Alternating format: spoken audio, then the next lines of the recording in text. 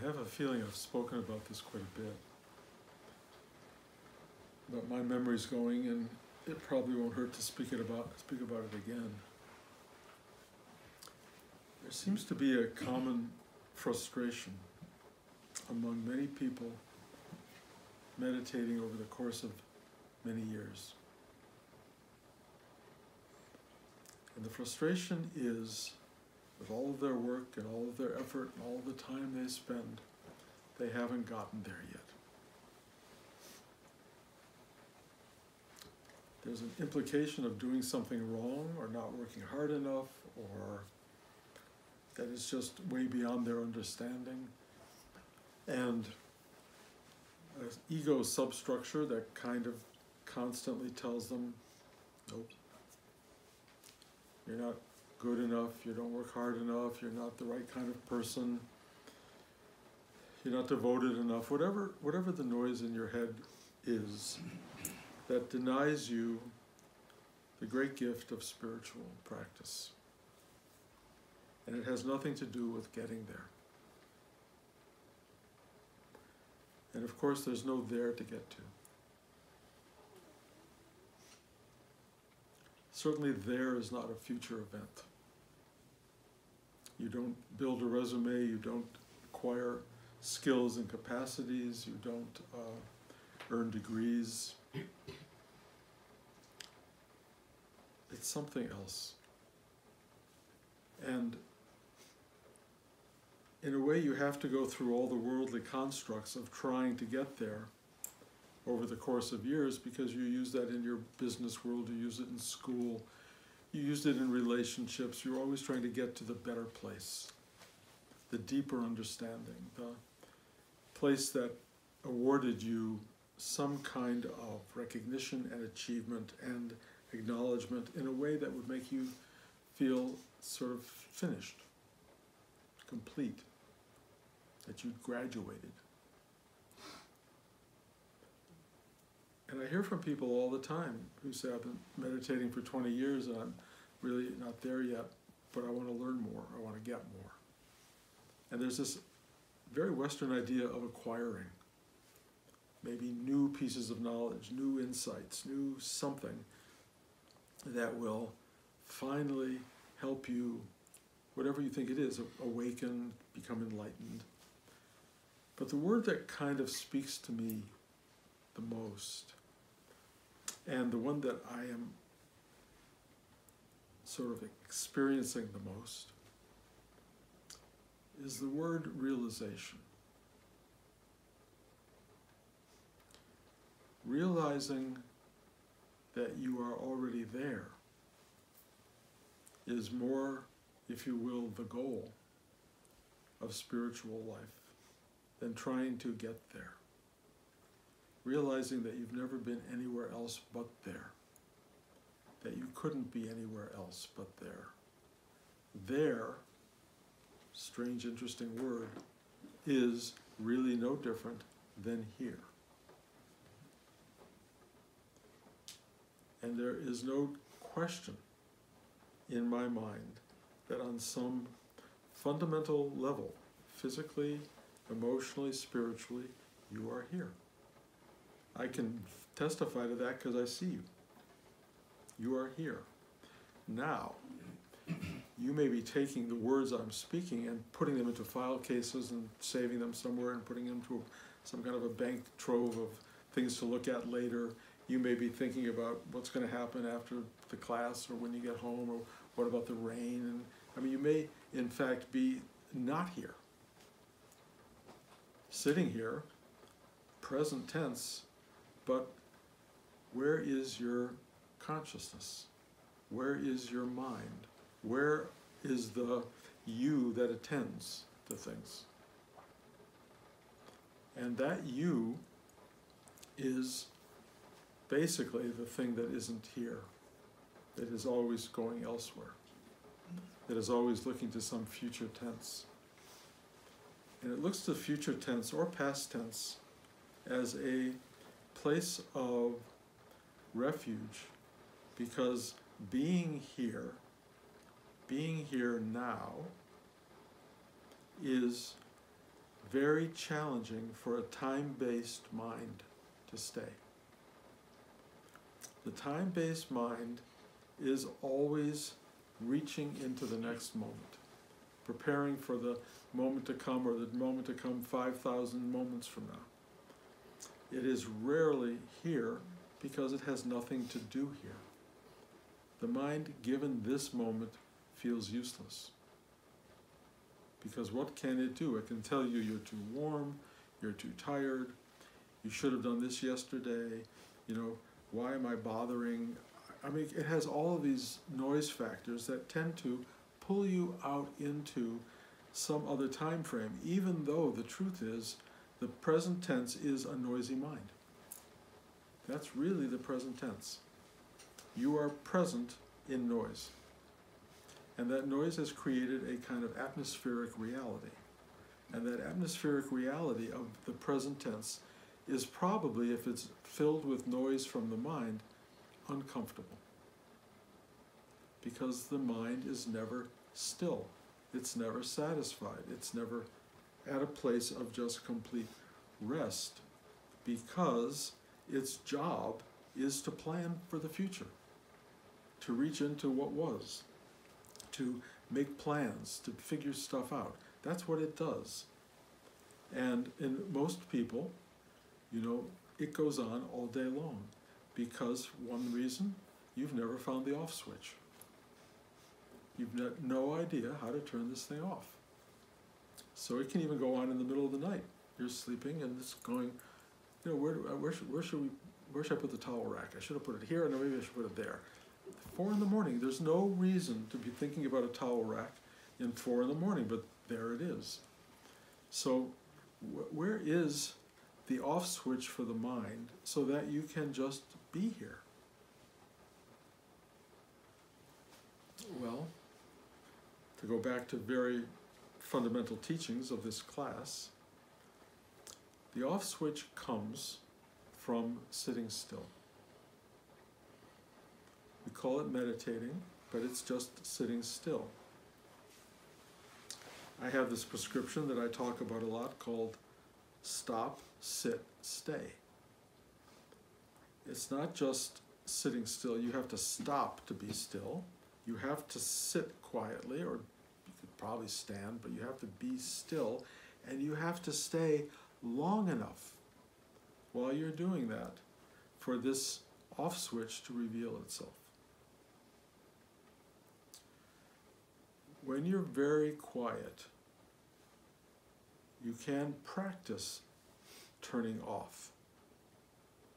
And the turning off switch Rudy gave us, and it's one of many, is asking for help to surrender. Surrender is an odd word for turning off. But asking for help to surrender means you want to let go of, to surrender your attachment to what to do about the towel rack at 4 in the morning. You don't need to have that. And so you have to kind of begin to ask for something to release you from that dogma of mind thought that doesn't let you relax. It doesn't work immediately. Maybe for some people it does, but mostly it is something you practice. And what you discover when you sit down to meditate is that you ask for help to surrender, to let go, and you feel the noise of the mind almost stronger than ever. And that's part of the beginning of the process, because the mind, the off switch, does not want to be thrown, and in truth, you don't really want to throw it. Because you know yourself as your mind. You know yourself as your plans for the future and the history that you bring into those plans. That's who you are. And to quiet the mind means not knowing who you are. Putting it aside. Will it ever come back? What happens if I let go of myself? Well, the only way to find out, of course, is to do it. And for many people who start to meditate, particularly I know in this practice, I don't know all the other practices, but in this practice, somewhere in the first weeks, you start to have this thing of, it's hard to describe, but that's what it feels like, And you realize, realizing is an important word, you realize that there's something underneath the noise of the mind. There is something there watching the mind. There's something there aware. And you go, And the thing that's interesting about the awareness is that it is strangely familiar and, more importantly, comfortable. And it's like, okay, so you allow yourself to surrender because asking for help has presented that possibility. It gives you this, and you go into, and there you are. You're here. You have realized the truth of being. Did it come with sledgehammers and fireworks and all sorts of trumpets and all these great moments of expression of, oh my God, I finally got there? No. It's a totally familiar place. Completely familiar.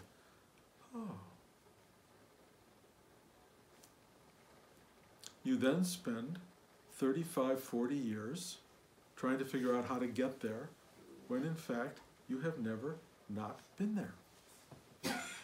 It's so stupid. Because it's the constant. It is the underlying, So what pulls us out of that? What makes us think we have to get there and that this isn't enough or this isn't it? Well, you almost have to ask yourself that question because there's a lot of answers. They have to do with your mindset. Your mindset is such that it needs to come back into play, is programmed to come into play, and it's programmed by very great forces: DNA, genetic composition, history, family history, Western culture, Eastern culture. It's programmed to be this very active, noisy thing, but it is the operating system that is directed by this very simple, If you can get quiet enough and watch yourself go back into that simple, realized place of, you will see how the mind works. You will watch it at play. And you will discover the mind is vast. It is programmed for some kind of dynamic movement of you in your day-to-day life. It is directive. It is programmed by your mom and your dad, your aunts and your uncles, your cousins, your teachers, your friends, your foes. Everyone has programmed this mind. And you don't have all that much to say about it except to react to it. And you react to the mind by going, I want the praise that my mother just gave me. I want the award that the student down the block just got. I want the recognition. I want the achievement. I want the money. I want the fame. I want the achievement and attachment to all these greater outer things, which is what the mind is moving you toward. It's powerful. It's powerful. And what happens is, in the middle of all of that, you start to discover that it is a driving force. It often has your mother's or father's, you've got to do this, you've got to do that, don't do this, don't do that. It is like a slave driver. And it knows what it is, and it does its job. And the one thing it doesn't want is to be turned off. And when you finally get to the point of so much discomfort and suffering, you will try to turn it off with drugs, with Tylenol, with liquor, with marijuana, LSD, whatever you choose to play with that mind. And it tends to really alter the mind in many ways. It doesn't exactly turn it off, but it gives you some maybe respite from the day-to-day. Meanwhile, deep down, inside, this same little thing is going on, which is,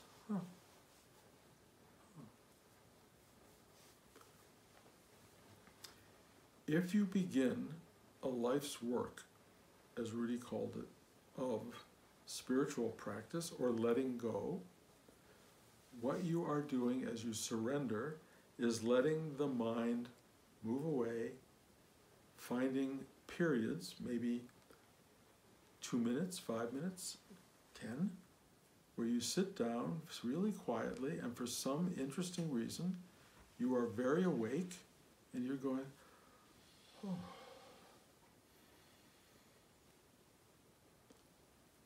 That is where you have been trying to get your whole life. And the truth is, that has never not been there. And realization is not achieving stuff through the mind. Realization is realizing that you can let go of the mind. You can disempower it and feel, oh. And as you start to get to a certain point in life, this, is a treasure of being. It is a total treasure. And it's available. And it's yours. And all you have to do is realize it. And that realization can grow stronger. It can expand.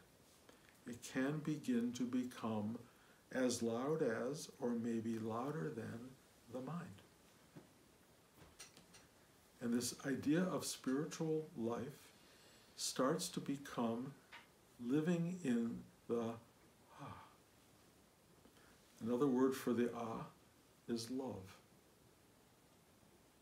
or grace, or simplicity, or openness, or stillness, or quietude, or ease, gratitude.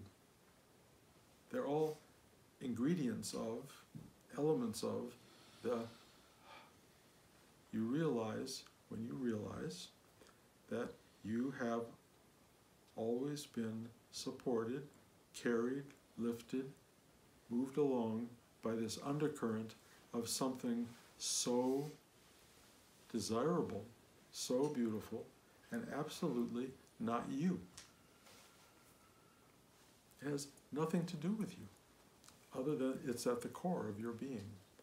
And in a way, it loves you, it graces your life, it carries you, it transports you, and allows you to gradually see through the mind-made mechanisms of life and go, nope.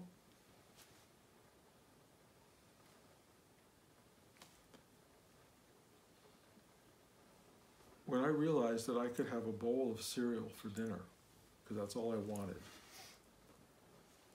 the whole dinner schematic of my life disappeared. I did not have to have meat, potatoes, vegetable. I could have a bowl of cereal.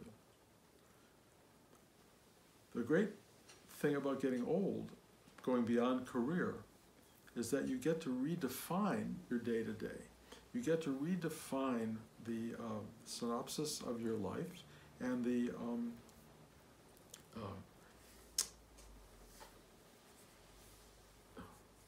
what's it called, when you have a resume? You get to change the resume. And what I have understood, I'm sure I've talked about it many times, at the end of your life, this resume of what you've done, how much you've achieved, who you've been, how much wealth you've achieved, how many people care about you, all of that stuff that's on the resume gets taken and put in a little file drawer. Now that's your resume. And most people may not even ask to see it ever again. And what's left is this person who evolved that resume, who lived accordingly to its demands, but now that's past tense. And you become somebody without a resume. It's a really interesting moment. For many people, it's terrifying, because now what do I do? Who am I? What's my mind going to give me next now that that big part of my life is explained away and put in a drawer? It's like, you know, you went to a dinner party last night and it was like, if it wasn't for the resume, we would have had nothing to talk about. And everybody's resumes were coming out of the drawer, and it was like, oh, God, save me from resumes. But there was an underlying quality of, we were all, and every so often we settled into the and I realized how hard that is for most people to do. But two things are in our favor. One is getting old, which takes away the resume and also takes away much of your mind, as you will discover. Memory past tense starts to go away. Future becomes deeply uninteresting, you know, doesn't lead anywhere you particularly want to go. So what you end up with is this enormous present tense, And that present tense is either going to be filled with doing or realizing that you are here, and the realizing that you are here now comes with a benefit, a package of benefits, which include, oh, and this is nice, and I don't have to do that, or I don't have to think that, I don't have to go there, or I can do this, or I can do that. It's a completely liberating state of being. The present tense, I am here, is not achieved by anything. You don't get there, the resume won't help, although losing the resume helps. You can't build a life that gets to here. You have never been anywhere else. So you can wait till old age to start to sharpen that for you and clarify it, or do it now. Let it go. Do the practice. Let it go. Ask for help to let go. And free yourself of the noise. Go into that place inside that starts to show itself once the mind gets quiet enough, and it goes, welcome back to here. You're here. Your 40 or 50 years of spiritual growth to get there will ultimately reveal themselves as having been 50 years of learning to let go of the mind and realizing you have always been here. That's all it is. You just realized you've never been anywhere else. And that's it. That's the full attainment. Here I am. What does the next moment bring? Who knows? But it will be here. Where do you go? Here. Where do you come from? Here. What's the most I can get out of life? Being here. Does it have an end? Maybe. You know, our body will go away. Clearly our body, our mind, our personality, all this stuff will go away. There is some sense in certain spiritual teachings that here remains. We will find out. If it's not true, if there's only a was and a will be or whatever, then deal with that. Or if there's nothing to be dealing with anything, then you're done with here. But as long as you're here, let me tell you, there's no better place.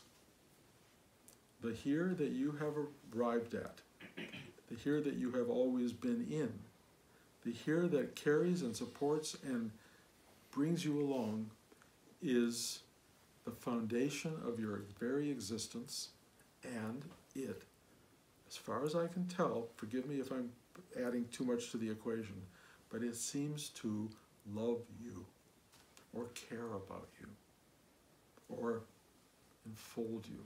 A kind of grandmotherly quality about the here and now.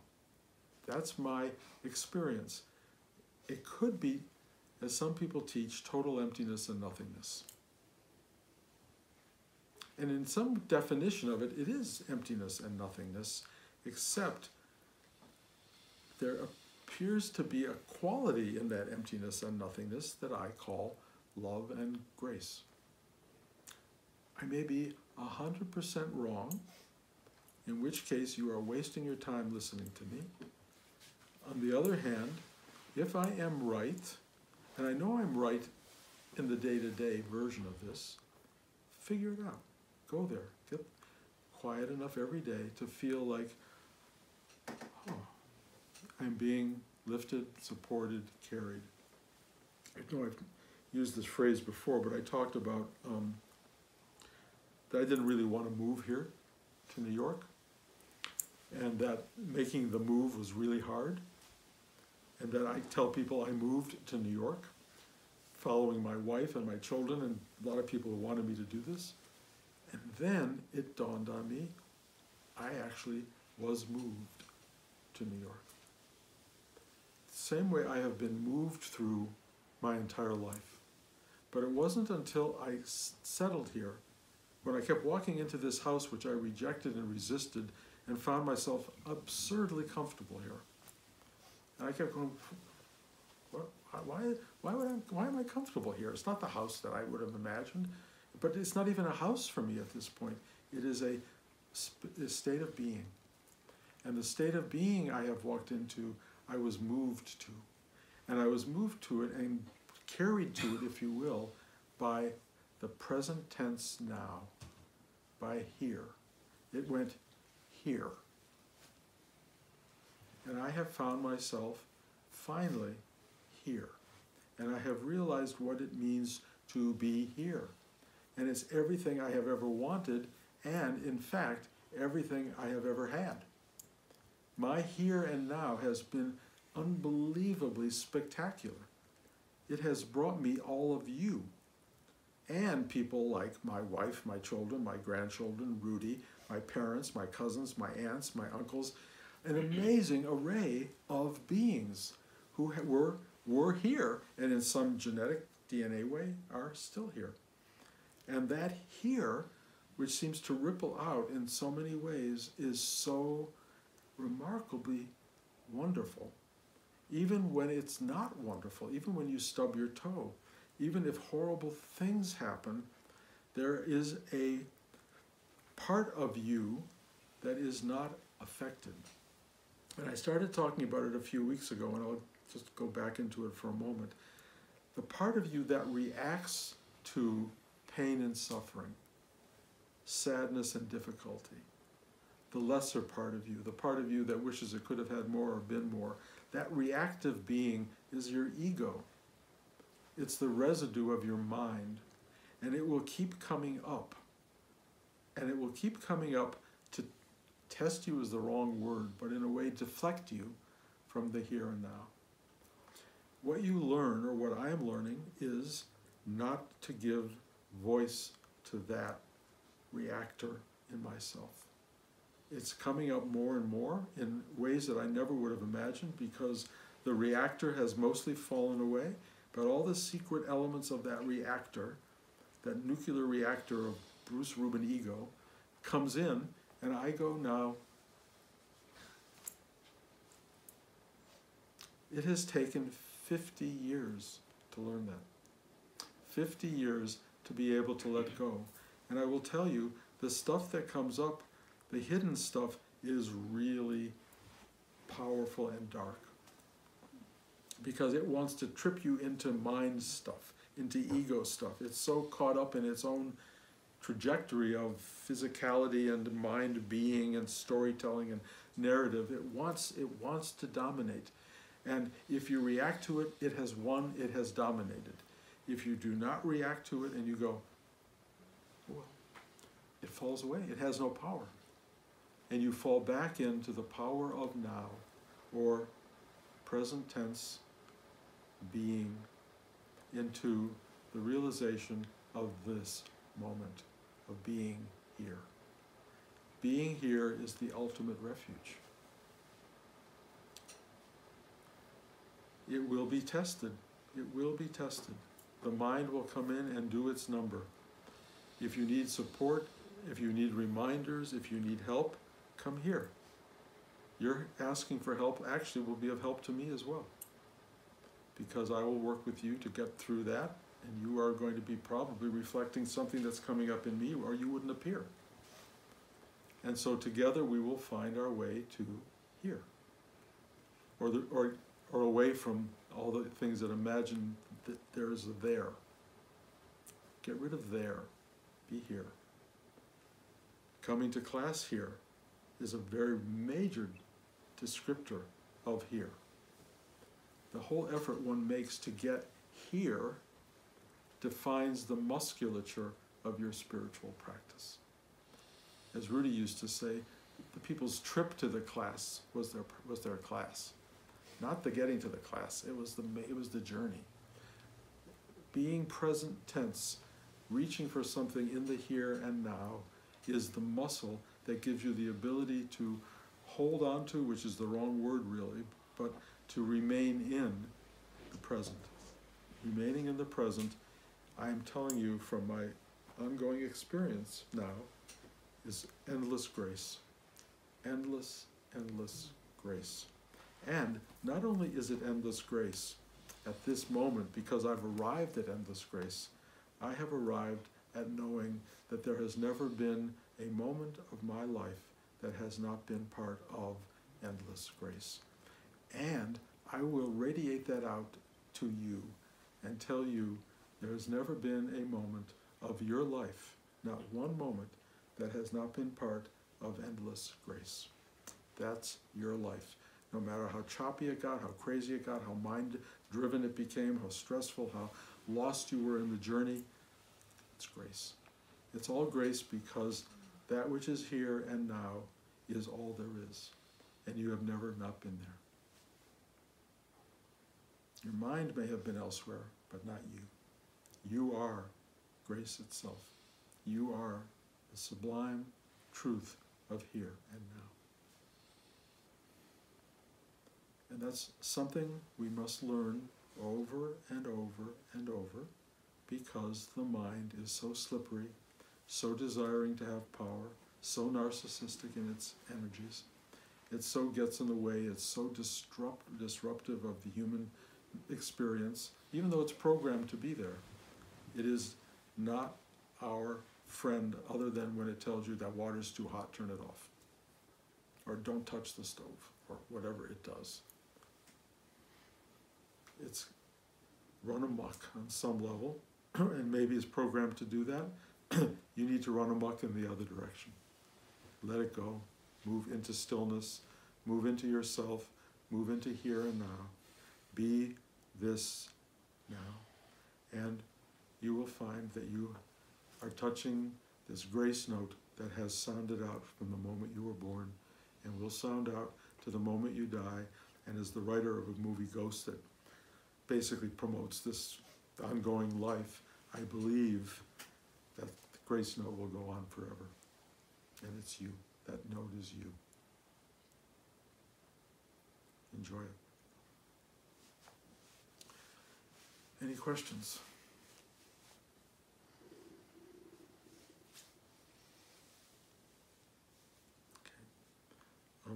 Okay.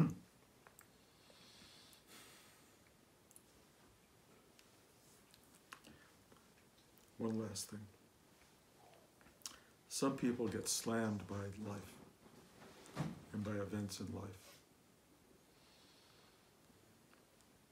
If you are around those people, use your grace to help. Thank you guys for coming.